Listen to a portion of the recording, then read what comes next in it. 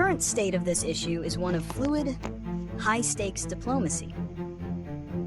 The meeting between Ukrainian President Volodymyr Zelenskyy and U.S. President Donald Trump at the White House is a direct consequence of the recent Alaska summit between Trump and Russian President Vladimir Putin, which failed to produce a ceasefire.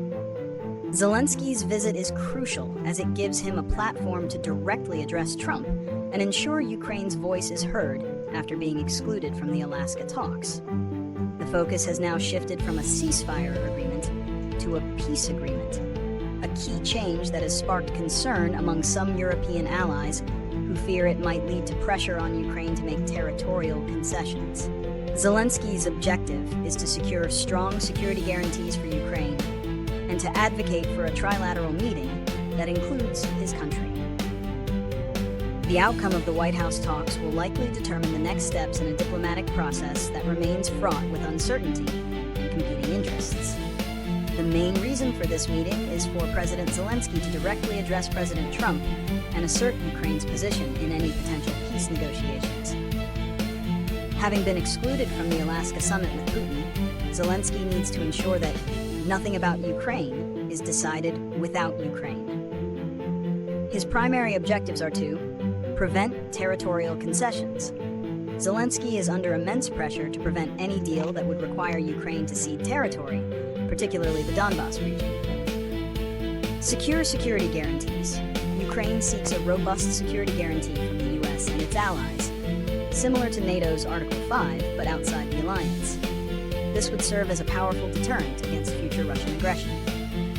Advocate for a trilateral format. Zelenskyy will push for a trilateral meeting involving Ukraine, the U.S., and Russia to ensure his country has a direct seat at the negotiating table and its interests are not sidelined. Trump's reasons for the meeting are to show that he is actively working toward a peace deal and to place the onus on Zelenskyy to make a deal. This meeting, in Trump's view, is a necessary step before a potential second meeting with Putin. The consequences of President Zelenskyy's meeting with President Trump are a source of significant geopolitical concern. A potential consequence is that the meeting could be used to pressure Ukraine into making territorial concessions to Russia. Trump's past rhetoric, including his shift to a peace agreement from a ceasefire agreement, suggests he may favor a deal that sees Russia keep some of the territory it has seized. Another consequence is the potential for a rift between the United States and its European allies. European leaders, already concerned about being sidelined in the Alaska talks, are closely watching to see if the U.S. will forge a path that does not align with the broader Western consensus on Ukraine's sovereignty. Finally, the meeting could either bolster or undermine Zelenskyy's leadership. If he can secure a clear commitment from Trump to respect Ukraine's borders and provide robust security guarantees, it would be a major victory. Conversely, if he leaves the White House with a vague promise or is pressured to compromise, it could weaken his position domestically and internationally.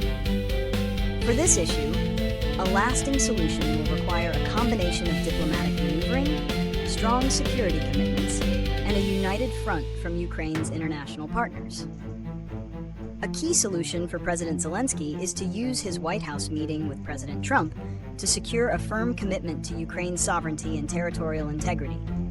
He must make it clear that a peace agreement cannot be based on territorial concessions, which would violate international law. Zelenskyy has a strong position backed by European leaders, who have stated that international borders must not be changed by force. A trilateral summit involving the U.S., Ukraine, and Russia is also a potential solution. By including Ukraine at the table, it would ensure that Kyiv is a direct participant in its own future, a critical step that was missing from the Alaska summit. Ultimately, the best solution will be a peace deal that includes ironclad security guarantees for Ukraine to deter any future Russian aggression. Without such guarantees, a peace would likely be nothing more than a temporary pause before the next conflict.